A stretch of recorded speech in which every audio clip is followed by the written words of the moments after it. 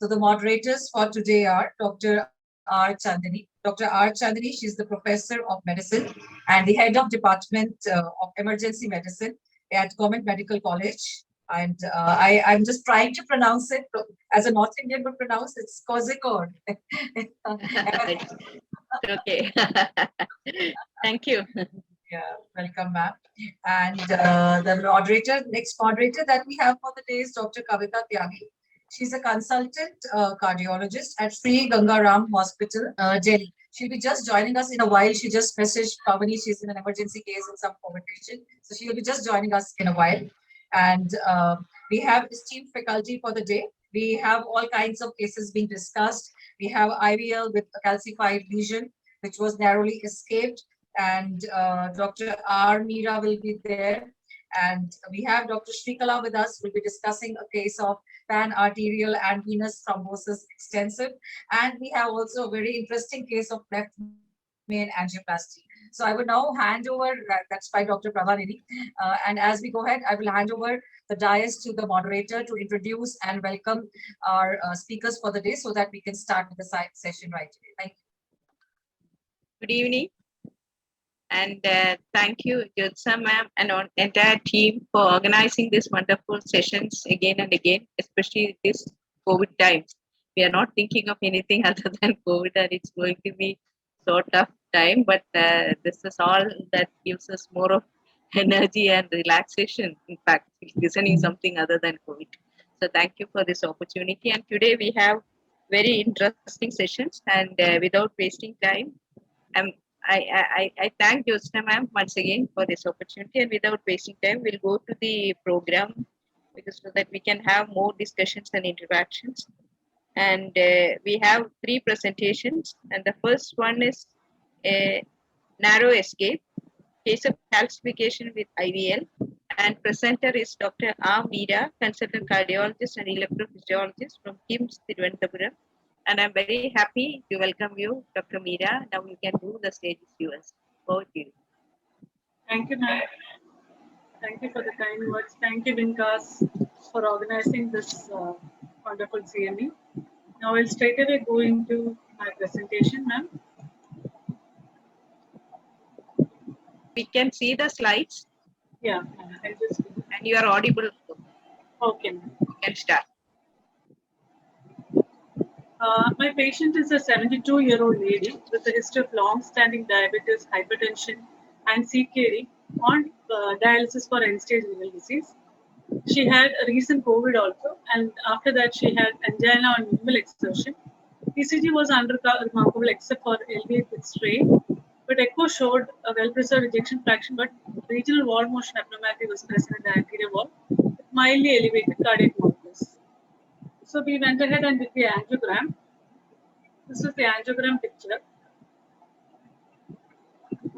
This is the PA caudal view. If you see carefully, you can see a lesion in the LAD, but it is not very clear. If you look at the next view, it is very clear. This is the LAD.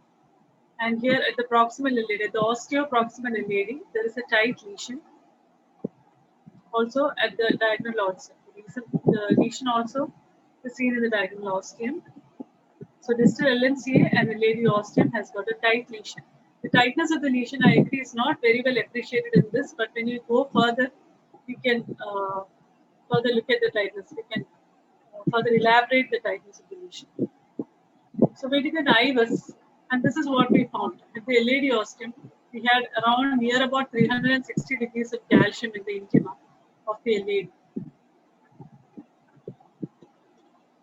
This was the LMCA. The LMCA ostium was LMCA mid shaft, and the LMCA ostium was reasonably spare. But the distal shaft of the LMCA, so if you look at the long axis, you can see that the calcium was extending from the distal LMCA shaft to the proximal LAD. It was almost 360 degree of calcium in the LMCA, distal LMCA LAD junction. So this is the first IVUS run, starting from distal LAD, coming proximally, moving proximally. Here the lumen is quite okay. With a smile plaque towards the proximal LAD. So that was a diagonal which we saw. And now we are moving towards the proximal LAD, austere LAD, and now the calcium is very much visible. the calcium which I showed as a still frame initially. This is a calcium. So almost 270 degree calcium. This is a left main, relatively roomy left main without any calcification, except for the distal LMCA which has got a plaque. So this was the anatomy.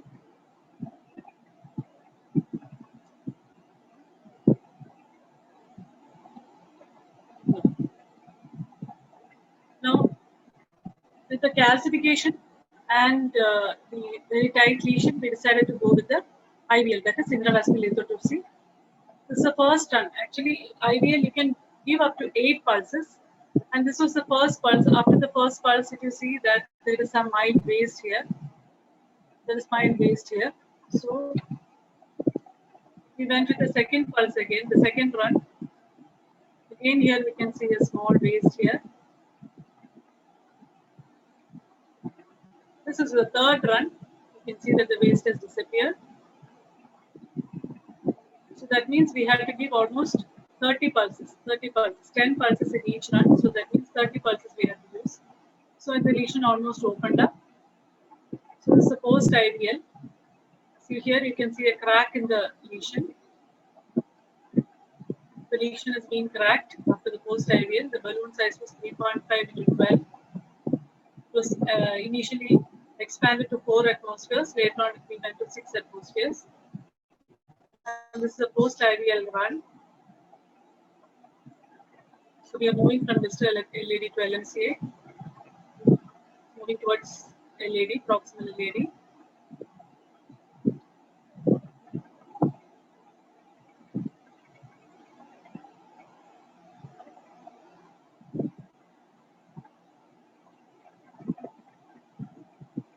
Yes, now we can appreciate the crack in the calcium.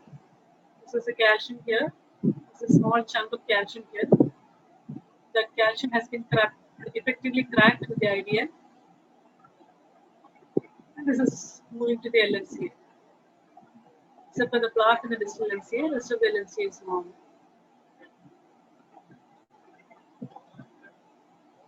Okay. So now we went ahead and did the stenting. This is again the 3.5. I'm not able to reloop it again. It was 3.5 into. Yeah, we have a better picture. It was a 3.5 into 28 mm stent, and proximal optimization was done again with the 4 mm non-compliant balloon, and the final result looks good. That's all about this IVL. This is just to demonstrate that this particular patient had got a calcium which was underestimated in the routine coronary angiogram, which the IVS helped us in picking up the 270-degree calcium. And with the intravascular lithotripsy, it was effectively cracked and it was stented. Now, this particular patient also, this is a post-IVS, post-stenting IVS. Look at the IVS, you can see the stent is not, yeah, now the stent is seen. Stent is well opposed. The distal LAD, the proximal LAD, the distal part of the stent. There is no residual lesion. The position is very good. Look at the calcified part also, the stent is well expanded there. Then we are moving towards the left main, the stent is the distal left main.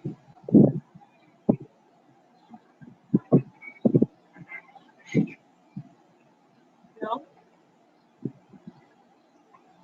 we reach the left main and the proximal left main.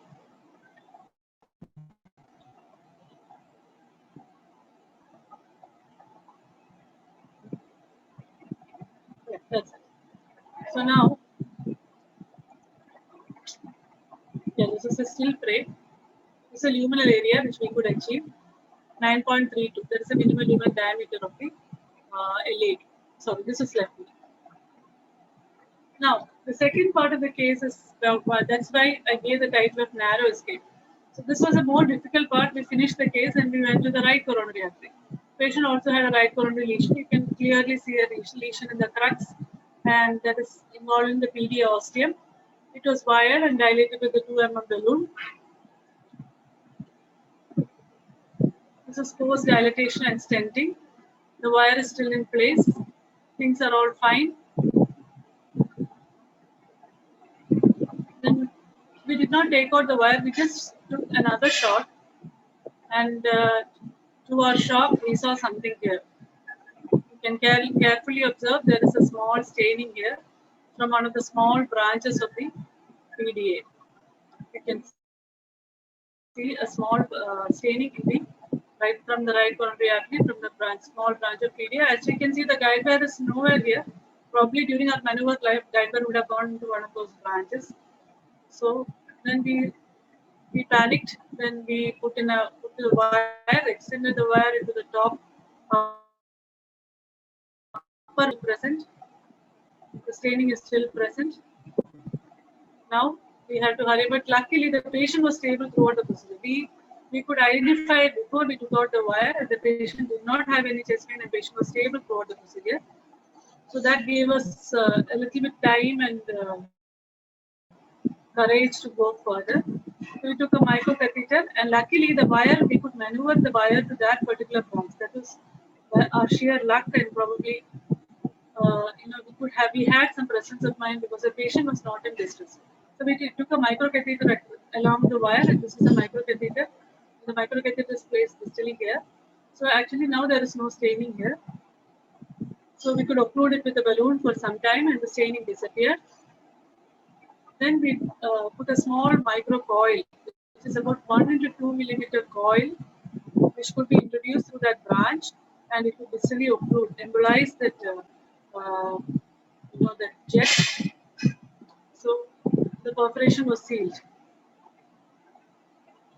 So that was a nightmare situation which we avoided, which we could luckily avoid. And this is the final angle.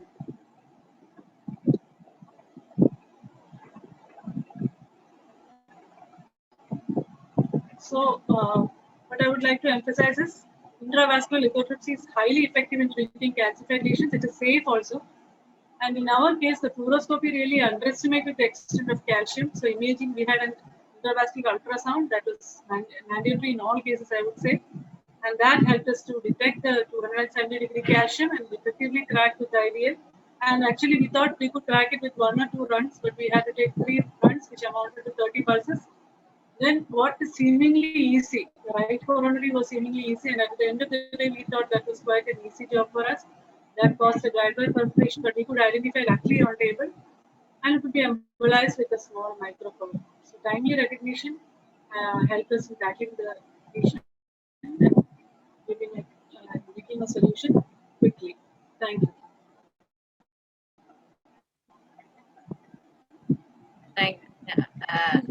Thank you, Dr. Meera, and thank you for this interesting case with where you have rightly identified, and it's, as you have rightly said, it's a narrow escape, but you have to do it better. And I can see Dr. Kavita Tyagi has joined with us. Madam, you can take over. Meanwhile, if there are any questions, we'll just have those questions, and then we will move to the next case. Or any comments, it's also well. Please. So very well done case. Very well done case. Can I ask a question now? Hi, Meera. Hello, Meera. I'm Srikala. Hello, how are you? Yeah, Srikala. So then a very nice demonstration of, I think, lithotripsy balloon. And I have got 2 queries. One is, do you use a 1:1 size for the IVL balloon? And you used across the diagonal. So do you had any worry of losing the diagonal branch while using the IVL balloon? Because it was a true bifurcation lesion initially to start with. But you had only 1 wire in LAD, and you didn't do anything to protect the diagonal branch. So is it mandatory to do something for the diagonal branch while using IVL balloon, not using the routine balloon? And could you have, in what situation you consider using a cutting balloon over an IVL balloon? Yeah. First question is, we had wired diagonal also. If you see the first angle, we had wired both LAD and diagonal. Yeah. Yes. And we used 1:1. It was a 3.5, same 1:1 size IVL balloon. And after the final angio and IVS, we found that the diagonal ostium was not significantly compromised. That is why we did not rewire. And okay, so during IVL, there is no need for wiring the diagonal. You should not wire diagonal. Is it like that, like rota? No, actually, we had wired the during the IVL, See the during initial, using IVL. Yeah, you have right the right. Okay. And regarding the right coronary artery, the branch was very small. So could you have waited because it was almost negligible and the staining was also negligible. I agree there was a small perforation, but ideally speaking, I think type 3 and type 2 perforations only require some amount of intervention. This was only a type 1 perforation which with a few staining. So would you have waited some time because the patient is already We CKD waited and for, all? No, I don't agree about waiting. Because we almost I waited think for 1 hour. We did balloon dilatation. I am long balloon asking overnight. That is, is there any pericardial effusion? We can monitor if there is any increasing effusion, and then only is there any need for like that? Because I think the perforation was very small and the branch was also very small. So I don't know whether. Now, Okay. when you have this patient is actually a CKD 76-year-old, lot of comorbidities, platelet dysfunction will be there, and we cannot reverse the anticoagulation because there's a stent in LMCA to LAD. So in such a situation, waiting I don't think would be a good idea because we would be ending in a tamponade and then we would have to reverse heparin and everything. So we didn't want to take a My chance. question is that did you wait for 1 hour? You Yes, mentioned yes, we did balloon dilatation, balloon occlusion. We waited for almost 45 minutes, not exactly 1 hour. Then we thought of putting a glue, and then we had this coil handy because we have an interventional radiology department which is very active. So this Okay. coil was handy. So we thought And, we would close it and what about the hemodynamics in the process? Stable it was. nothing. Actually, luckily, before we took out the wire, it was recognized. And when we could reintroduce the wire into the proximal branch, and it was balloon occlusion was done for quite some time. So the patient did not go into any hemodynamic compromise, luckily.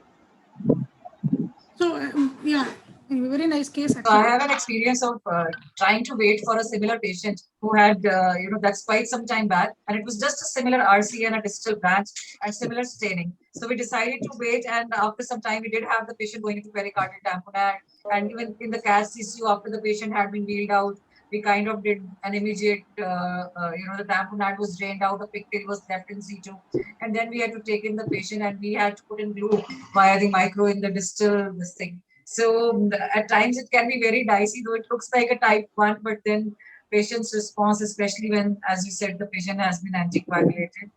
But Yeah, I think, like a very yeah. I think I fully agree with you. And small, we have to that's close the really, education to patient. Yeah, totally agree, Dr. Shiva. Actually, in the initial stages, we lost a patient post-primary to the RCA, where such a perforation was not recognized. And later the patient went into tamponade and was almost lost. So but you can wait and watch the patient, but that means a proper watching the patient, every hourly doing an echo.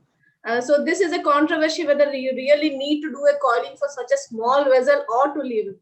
But in case we are leaving it, we need a proper watchful monitoring of the patient. But ideally, yes, you can also wait and watch. See, I'm Dr. Prabhanini Gupta. Can I make a comment? I don't think that we should wait for such lesions because the PD is a very important vessel. The only thing is, if she didn't have the small sized coil, she could have taken a little contrast and mixed it with some gel. There's an anticoagulant gel, anticoagulant foam. Small flakes of that foam can be mixed with contrast and injected through the microcatheter. So if you don't have such small coils, you can do that. We have used it on many occasions. I have seen a case people using We didn't have the foam. that portion of the wire also, if they don't have anything.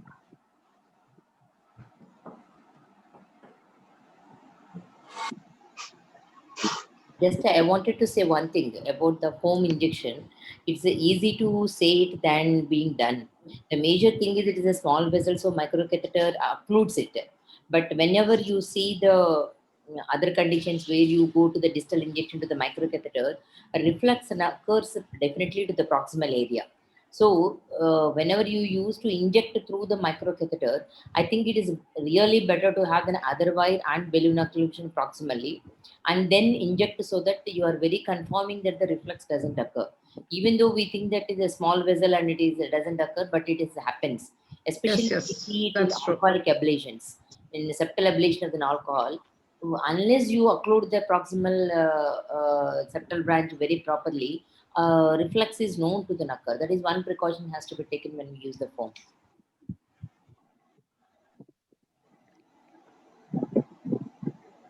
Right, ma'am, your point is very well taken, and this is an issue. And if we do not have any more questions, may I request the moderators to please invite the next speaker for the next talk. So we have our next speaker as Dr. Shri Kala. I think very interesting topic. That is a rare case of panarterial and venous thrombosis. So without wasting your time, I'll request Dr. Shri Kala to start the session.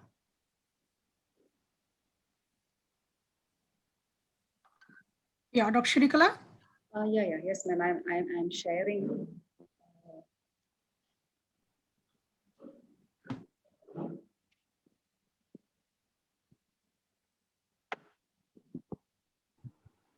I have yet to see Kavita in a normal dress. Always I see her in a classical dress. Yeah. How can I share my desktop? Yes, ma'am. She's always on the move. whiteboard, iPhone, iPad, and screen, and launch meeting. So launch meeting.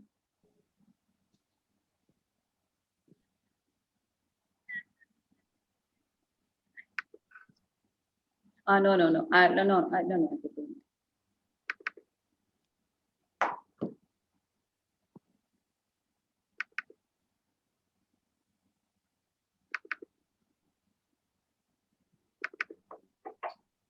So, Dr. Kavita, by the time they are lining up, I heard you had some primary angioplasty. Was it a COVID or a non-COVID? Dr. Kavita? For ST elevation MI, we are taking directly to cath lab, irrespective of whatever. You were in a primary, no? So did you do a rapid test prior to it? No. We ship the patient immediately to cath lab, irrespective of the status. We get it done later, and if it comes positive, then we ship the patient to COVID.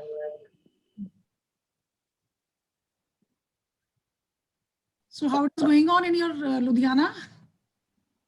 Yeah, Ludhiana also we actually do a rapid test. No, I have opened it. So is it visible now? No. Share. Yeah, now it's. Yeah. Now I can open mine. Is it okay? Can you see it? Yes, we can see now. Okay. Thank you. So.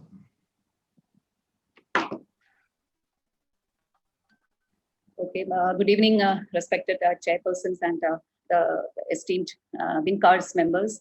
And at the outset, I would like to thank Dr. Shiba for inviting me and giving me the opportunity to present my case.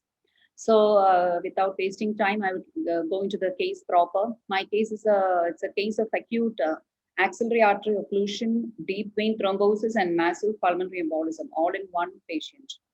So the history is like this. He's a 24-year-old obese male. He presented with acute onset of right upper limb cyanosis and numbness, along with exertional dyspnea class 3 and orthopnea since it's a recent onset, since 2 to 3 days. He also has a history of right lower limb swelling and right lower limb pain since 1 week. And regarding the past history, he had sustained a fracture of a left fibula and left humerus with wrist drop around 1 month back, because he is working in Gulf, and there he sustained the fracture, for which he underwent a plate and screw fixation, and his left upper and lower limb was immobilized in plaster of Paris cast following this surgery. So for the past 1 month, he was having a restricted activity, and now during presentation, he had a right lower limb swelling suggestive of a possible DVT. Along with the odd finding was a right upper limb cyanosis and also numbness. There was no history of head injury, no other significant illness in the past. And on clinical examination, he had absent pulses, peripheral pulses in the entire right upper limb. Also, his right common carotid pulse was absent and right subclavian was feeble. So to my surprise, the right upper limb as well as carotid and subclavian pulses were almost feeble or absent. But the left common carotid and subclavians were well felt. But the left upper limb and lower limb, we were not able to make out because it was in the plaster of Paris cast. And his blood pressure was 100/70. There was a mild tachycardia and also hypotension, and there was peripheral cyanosis of the fingers of right upper limb, and the saturation was only 80%. So with the background diagnosis of right lower limb DVT and some massive or submassive pulmonary embolism regarding the presentation of exertion dyspnea and orthopnea, and also the odd finding was a carotid and axillary artery occlusion, probably of the right side. So with this, so there is a simultaneous venous and arterial thrombosis of this patient. And with this background, we investigated him, and ECG revealed a sinus tachycardia, and there was a T inversion in the anterior leads, and tropi turned out to be positive. And a bedside echocardiogram revealed a significantly dilated RA and RV with the IVS motion paradoxic with moderate tricuspid regurgitation. His D-dimer was also positive. And we also subjected him to an HRCT contrast, and also a Doppler, emergency Doppler was also done of the lower limbs as well as the upper limbs. Lower limbs, as expected, revealed a long segment occlusion of the long and short saphenous veins of the right lower limb, suggesting deep vein thrombosis. And to our surprise, there was a totally occluded proximal right axillary artery. A mobile thrombus was noted in the right subclavian and brachiocephalic trunk, which was occluding 40% of the lumen. There was also a mobile thrombus occluding the distal right common carotid artery, with the limbs of Y extending into external and internal. So there was an extensive thrombosis of both arterial and venous. And also contrast, HRCT contrast was also done, which revealed the saddle embolus in the main pulmonary artery and left pulmonary artery, occluding more than 50% of main pulmonary artery. So with this background, the clinical diagnosis turned out to be a massive saddle pulmonary embolism, acute thrombotic occlusion of the right axillary and common carotid artery, and DVT of the right lower limb. Because of this extensive thrombosis, he was thrombolized with a 60 milligram of tenecteplase because his body weight was around 110 kilogram. And soon after this tenecteplase, it was followed by a unfractionated heparin infusion for 24 hours. And then he was taken up for a peripheral coronary and carotid angiogram. He also had a transient amaurosis fugax on day 2 with no definite focal neurologic deficit. And all the other thrombophilia workup was meanwhile done. And during the angiogram. One more point I want to tell about, they should have been seen for the PFO, because the patient had a DVT, extensive DVT and pulmonary embolism. That itself will increase the right ventricular pressure and opening up of the PFO. And the mobile thrombus, what they demonstrated in the axillary common carotid is the mobile thrombus. Means it is migrated from somewhere else and occluding that than an in situ thrombus. So in a already peripheral embolism with an RV dysfunction, the likely possibility of the opening of the PFO and this embolus is going to the arterial system. That is another possibility has to be ruled out before considering the real arterial, additional arterial thrombosis.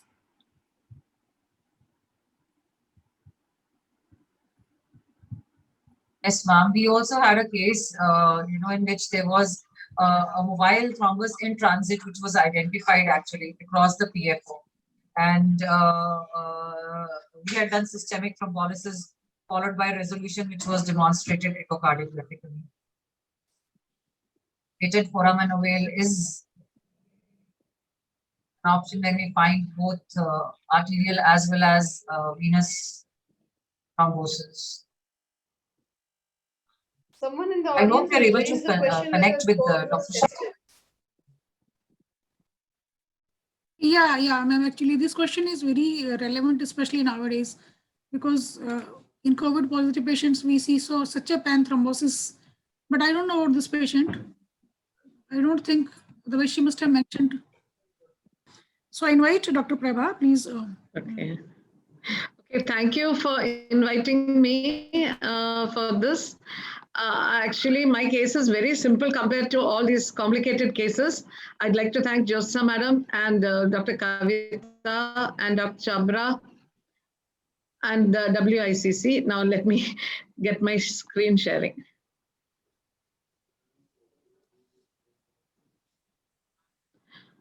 Yes. Yes.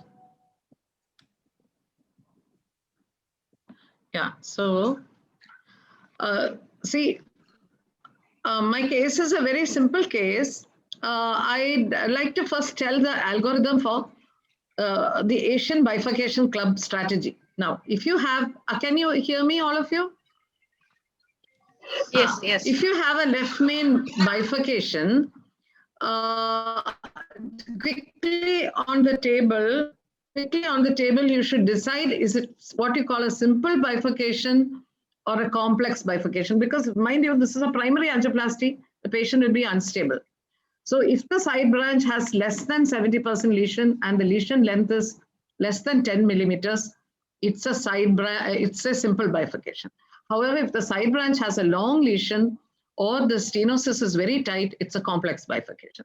Now, I'll tell you right off that for a complex bifurcation, you should straight away go with a 2-stent strategy. I'm not talking about that right now. So if the side branch access is easy, then you can do a 1-stent strategy.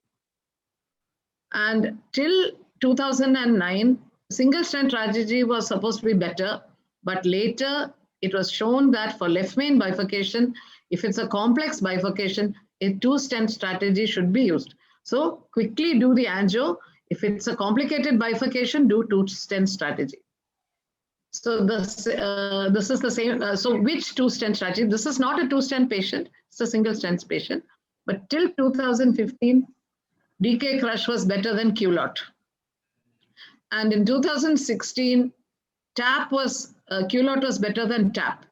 But in 2017, by the DK crush 5 trial, DK crush is supposed to be the best strategy for bifurcation left main. Now, but in a primary angioplasty, it's always better to use the simplest technique with the minimum dye, especially when the patient's blood pressure is low. So my patient is a 55-year-old man who presented with cardiogenic shock, the shock score of 2. This is the SCAI as scoring. His chest pain started 3 hours earlier. His heart rate was 96 per minute. His blood pressure on noradrenaline was 80/50. He had an ejection systolic murmur in the left upper sternal border. He was an acute pulmonary edema. HILIP class 4, he was on noradrenaline, BiPAP, oxygen, Lasix, and then he was taken for a primary angioplasty with a door-to-balloon time of 45 minutes. Now, when I show you the ECG, you will understand why I put the gray score. The gray score was 174. TIMI was 5/7. Ejection fraction done after the procedure was 40%. The other values also came only later. Now, this was the ECG of this patient. So as you can see, this patient had ST elevation only in AVR. And so again, some people will say, no, this is an unstable angina, not a STEMI. But you see how the ST depression was there and patient was in severe distress. And I know that if I wait, this patient is going to die. So anyway, the patient was brought to the cath lab and this was the ECG, this was the angiogram. You can see it's rather strange that the distal left main, yeah. Anyone wants to comment before I proceed? So it is not contracting very well. yeah. The distal left main just shows a very tiny lesion and you can see the circumflex is a large vessel. Now, you can see that the patient has a distal left main proximal LAD lesion in the LAO caudal view. And this is another view. Again, the lesion is not well defined. However, we didn't wait to define the lesion. We just put 2 wires, one in the circumflex and one in the LAD. And that stabilizes the guide also, because otherwise the guide keeps going out. And a balloon dilatation was done with a 2.5 balloon. 2 dilatations were done at 10 atmospheres. Then the lesion opened up. The lesion opened up. You can see it looks a little big. And the lesion was directly stented after, and it's not direct stenting. The lesion was stented with a sorry, the lesion was stented with a 3.5 into 18 Science Expedition. Now, always it's the distal lesion which decides the size of the stent. You can see there's a large diagonal also there. Anyway, a 3.5 into 18 Science Expedition was deployed. And this is the deployment. And then you can see that there appears to be a little pinching of the circumflex. So an NC Trek balloon was used at 20 atmospheres for 10 seconds 3 times to dilate the stent. And at the end of that, the patient, you can see a stent boost was used to see whether the stent is under deployed. This is another view of that patient. And this is the final lesion. And the patient improved. And I am a very bad operator. In primary angioplasty, I never take a picture without the wire. I know that's wrong, but I don't want to give extra dye. And this is the final result. You can still see my wire is still there. And this is the final. I think in this case, I did take without wire, because everyone would have said, if you want to present it, you have to take without wire. This is the RCA. It's not a very big lesion. So again, so sometimes a simple single stent strategy is simple, and it can help salvage a high-risk case. But certain randomized trials recommended 2-stent strategy. So what I recommend is you just remember the Asian Bifurcation Club strategy, and if it's a complex lesion, go ahead and put 2 stents. You can do V stenting, you can do TAP. But the ideal lesion for a 2-stent is a DK crush, and the ideal lesion for a simple bifurcation is a single stent strategy. Thank you. Yeah, very nice case actually. So I have 2 points to make. Thank you. One is once you saw the left main lesion, Yeah. round of ECG, so you didn't think of putting IABP? No, IABP actually wastes time. It's my experience with left main. See, I've done, when I did this one, I had already done 7 left main stentings. And 4 survived, 3 died. And some of them were a little more complicated than this. I found that putting an IABP wastes time. So the most important thing, immediately after you put the stent, the blood pressure goes up to 110. I had a patient whose blood pressure went up to 100 and had continuous runs of VT. But in spite of that, I didn't waste any time putting an IABP. So if it's a left main occlusion, then there is no time for IABP. If you're doing a complex 3-vessel angioplasty, then you can put an IABP. We do have 2 IABPs. This I did when I was in medical college. Right now, actually, I've retired and I've just joined KIMS Kottayam and KIMS Trivandrum.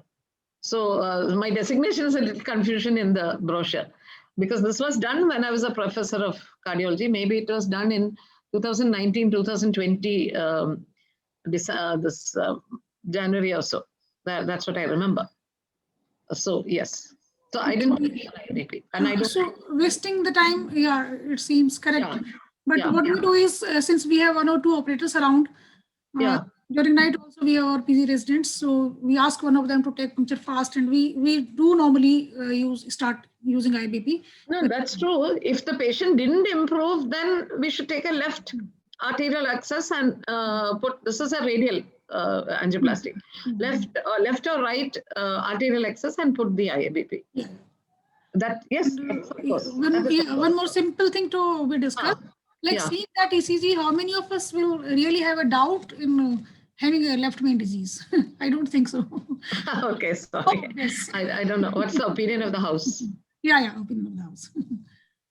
Ma'am, I totally agree, Kavita ma'am. Though IABP does not really have a benefit, at least for my psychological satisfaction, I would go ahead and take another access and put an IABP before I really go for a stunting.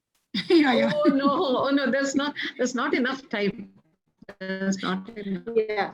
And second thing is, I think everyone will agree with the fact that it is a single stunting because of the clinical as well as the angiographic criteria fits in for a single stunting here. Yes, I agree with that. No, can I just discuss something which is not exactly in this? See, there are studies of using Impella for such a condition. Of course, we can't afford it. It's 22 lakhs. But what they have found is even Cindy Grimes in her hands, centers which do 7 Impellas in a year. With them, there is a mortality reduction when you use an Impella. And those who do not, who do only 1 Impella per year, there is no mortality reduction. Now, I mean, not very good mortality reduction. Number 2 is, again, they have tried to unload the ventricle. That was an unload trial. Naveen Kapoor, unload the ventricle before starting the angioplasty. That study also, that randomized trial also was withdrawn because there was no benefit of waiting or supporting the LV in cardiogenic shock for 30 minutes before doing the angioplasty. So they went back to saying that you should do the angioplasty first. Then about IABP, IABP is now back because I'll tell you the comparisons. They compared Impella with ECMO in cardiogenic shock and Impella 1. Then they compared Impella, IABP with the mortality with ECMO. And they found ECMO had a much higher mortality. So now, in spite of the IABP shock trial showing that IABP is of no use in angioplasty, IABP is slightly back. But you need to use it if the patient's blood pressure doesn't come up. 100% you should use. It will prevent renal failure and VT and all that. So thank you so much, ma'am. Welcome. I think you brought in a very good point, which is very relevant to today's. I think it's good rather that you brought it because unloading is a very important issue.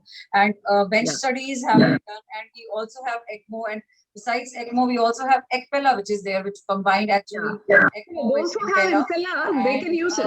Yeah, they can use it. So it was mentioned in circulation, but then there were thereafter studies when they did unloading in the bench test, and they did found even the positive results. So now they're coming up with even a better trial where they are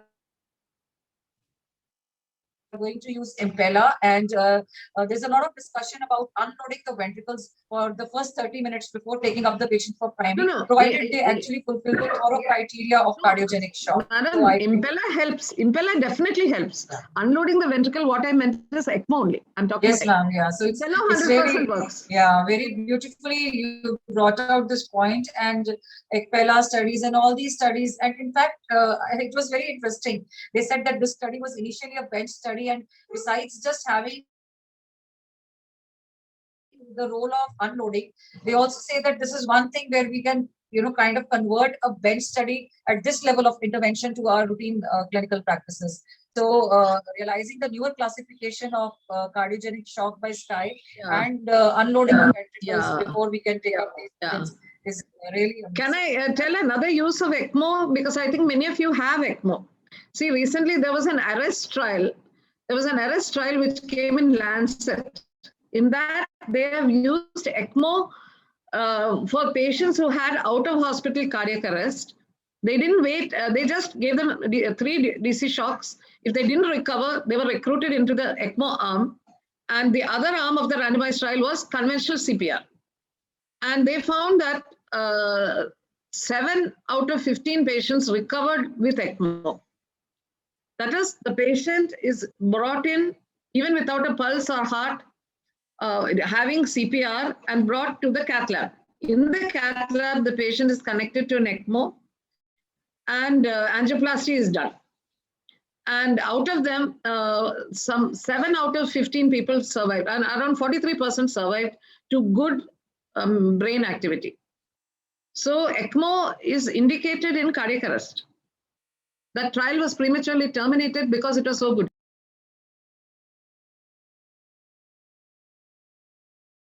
Yeah, it's really nice discussion, and Prabhanini Gupta bringing it, madam, bringing all the features. I'm very happy. The 2 things I wanted to comment. When you wanted to wire the both, the nice things I wanted to, not only the stabilization of the left main, it prevents a suction. So because the 2 wires are there, the guide will be the stopping at the end of the bifurcation. So it doesn't cause the suction. That is one. Thank you. Second one is about IFBP versus Impella, what I feel is if you are not able to, there is no improvement in the BP after doing the intervention, I think then Yeah. IFBP is not going to be helpful. It should Acha. be higher, Okay. either the Okay. Impella or the ECMO.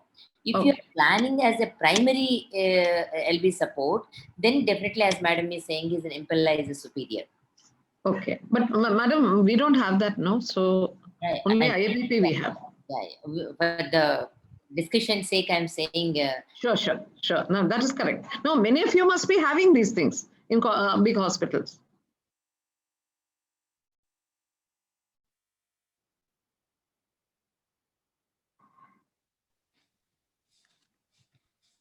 So if there are no further points to be Yeah, Dr. Kavita, Dr. Shrikala, I just had a word with her. She's just joining us. So in this.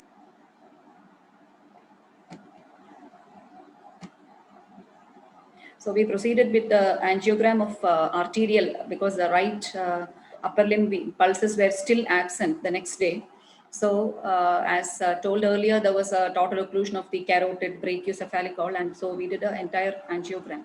So as you can see, the right brachiocephalic and common carotid is open now.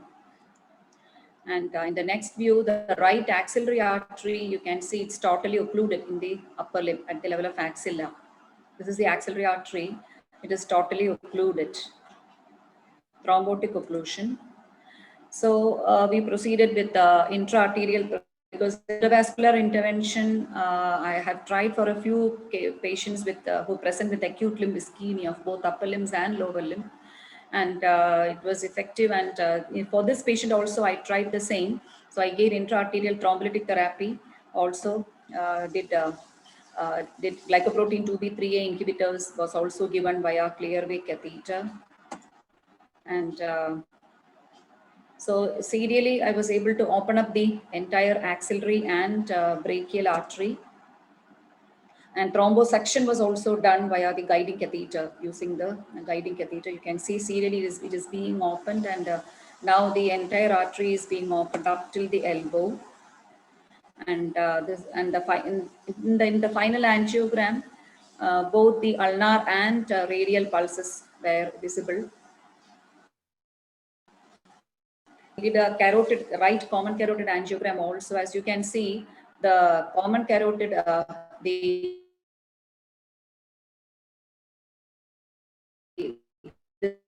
this is the external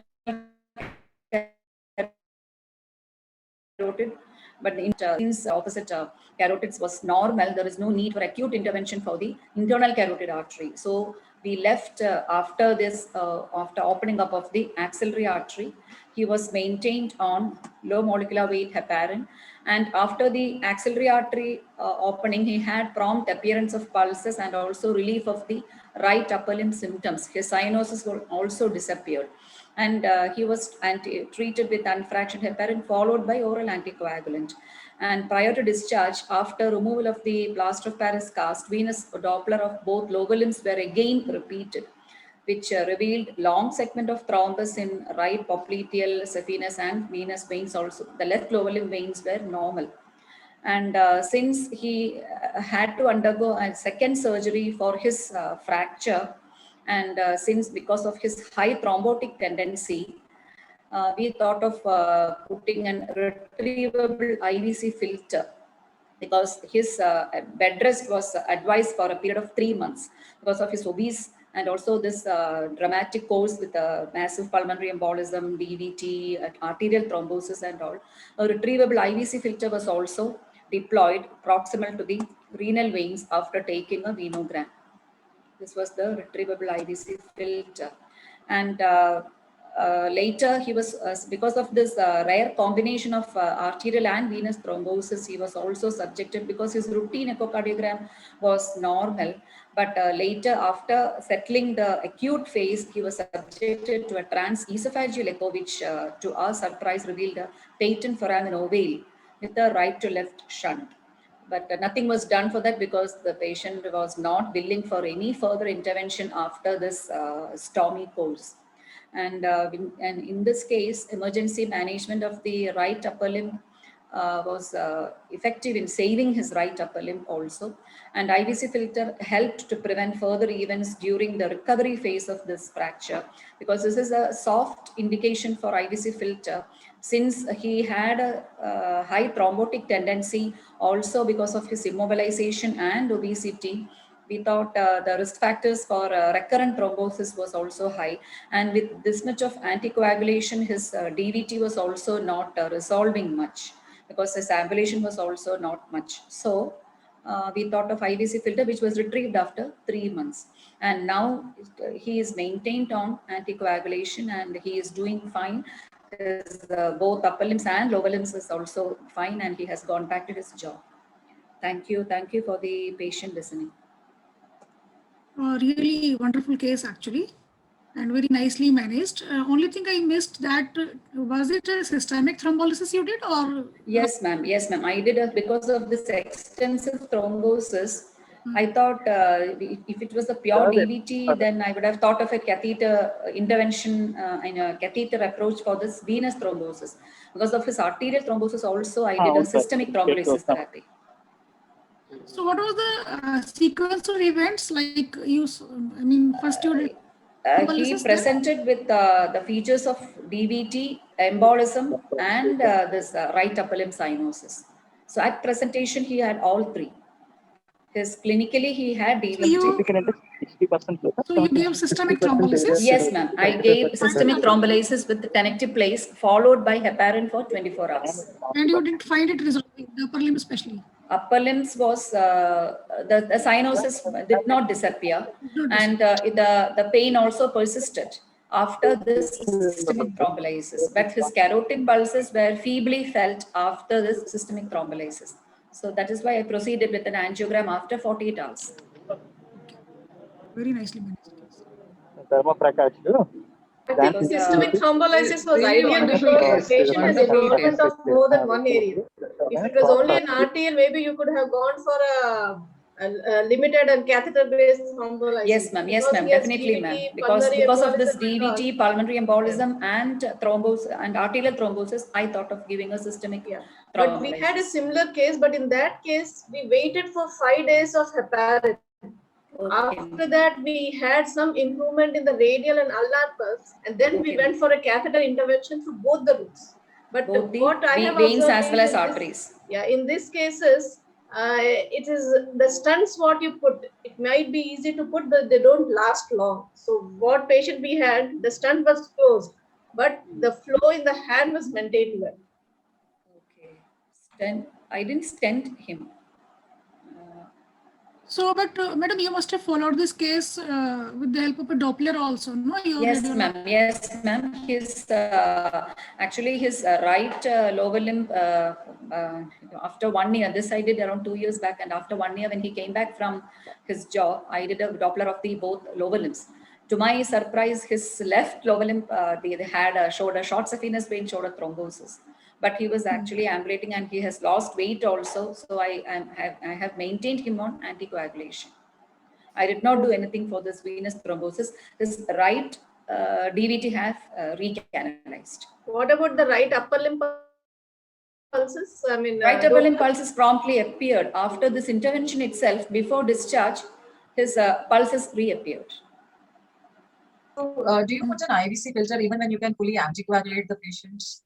This patient, it was, I told you it's a soft indication. It's not routinely done, but even after this anticoagulation for 2 weeks, I waited actually for 2 weeks, and during review only, I decided upon putting an IVC filter, because even after this anticoagulation, he continued to have symptoms. His DVT also did not disappear.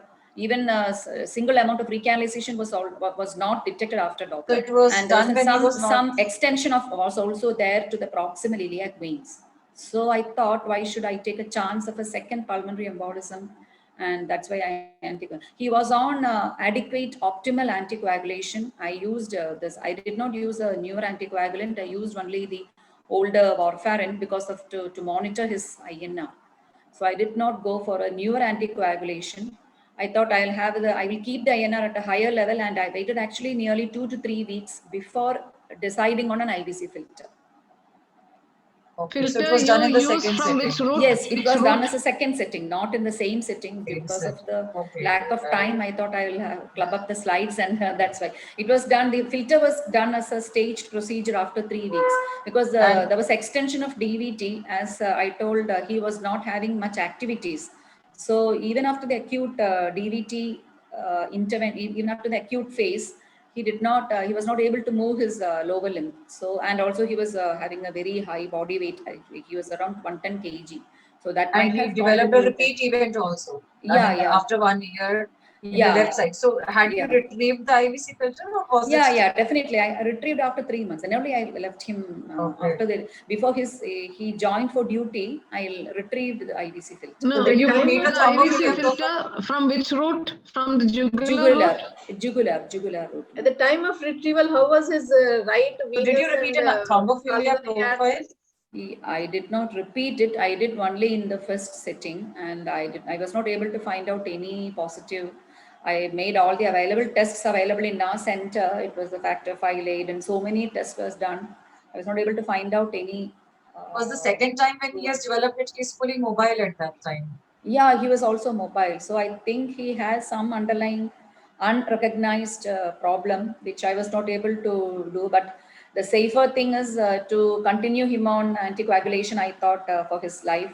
I think that because he's only 24 years and now he's around 26, 27 years only. So he had this stormy course of this pulmonary embolisms, lot of thrombus in all the major vessels. And so he is now maintained on oral anticoagulation. Nikala, Meera Yes, here. Meera, Yes, Meera. Do you think they should force him for closing the PFO? Closing, yes, definitely. I have told him again and again, but he is not willing for, as you know, now he has shelled out his so much of amount of money, and now he got married also. So he is again not willing for any further intervention. Definitely, I forced him to do this PFO closure, but he is not. Did you involve any physician in this case for maybe for a workup of some maybe rare cause of this kind of thrombophilia? Yeah, I did neurosurgery, neurology consultations, also general physician workup. They all helped me in the initial phase. But I don't know the cause. Still, I don't. That's why I have put as an idiopathic. I don't know what is the underlying cause for this extensive thrombosis. Srikala, excellent case. Yes, ma'am. Okay, ma'am. A few comments in addition also. The first thing is, what is the produced arterial? So we need not to further investigate. And actually, in your absence, first thing I told is the PFO should have been evaluated. I would have done the TE. Sorry, there is a disturbance from the other people. Can they? I'm not able to hear clearly, ma'am. Because some of the. There's a crosstalk, I think. Okay, anyway, now it's stopped. Yeah, now it is stopped. I was talking about the PFO when you were off the presentation.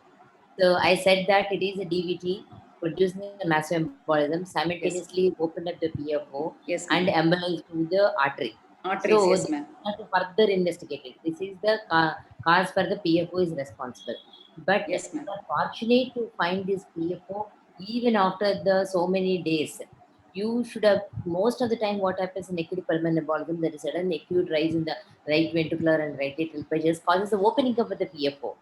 So even though it is a PFO is present, may not have a right to left shunt. So at the time when the pressures are then acutely raised, definitely they will have the right to left shunts and have an embolism migration to the arterials. So it is basically the DVT, PFO and arterial embolization of the DVT. And I would have been kept the IVC filter on the day 1 itself. It's a massive embolism with hypotension. What should be the other indication? This itself is an indication. Yes, ma'am. So you have done properly, and you should have been done on the day 1 itself, the arterial filter. But I have IVC filter. But you kept a suprarenal. What you said, suprarenal? No, ma'am. It is infrarenal. It was not suprarenal. That's good enough.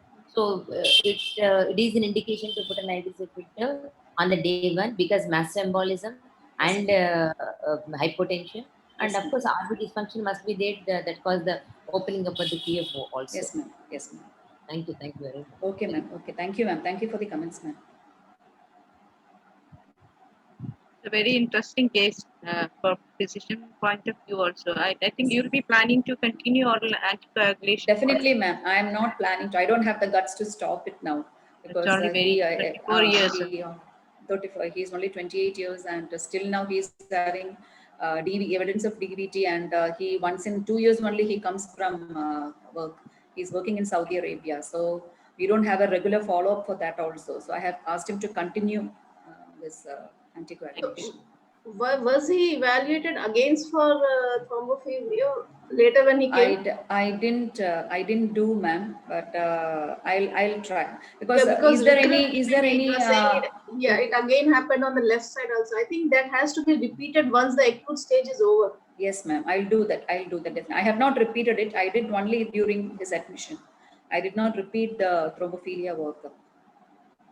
Because is there any correctable? I mean, should we do routinely?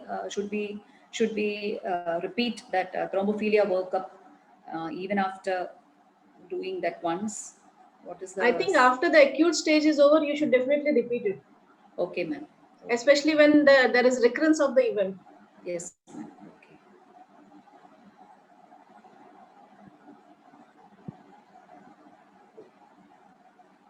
If we are not having any further comments in the chat box. Okay, thank you, ma'am. And I think it's really been a great day. And Jyotsna ma'am is also there. We had her inputs and Dr. Lalita's inputs, who always make it really very interesting. And yes, definitely our great moderators, Dr. Chandini, Dr. Kavita, and our esteemed faculty of the day, Dr. Meera, Dr. Shrikala, Dr. Prabhanini, who have really made it a very interesting Thank you. interactive intervention. Thank you very much. Thank you. Thank you so much. Thank you. I thank the company. Thank you so much. Rahul. Yeah, Jyotsna ma'am, she's Yes. yes, ma'am. Yes, continuously supporting us. Okay, thank you. Thank you, Shiva. Okay, bye. Bye. Okay, bye. Good night. Take Bye-bye. care. Have a great Thank day. you, everyone. Bye-bye. Thank you. Take care. Okay.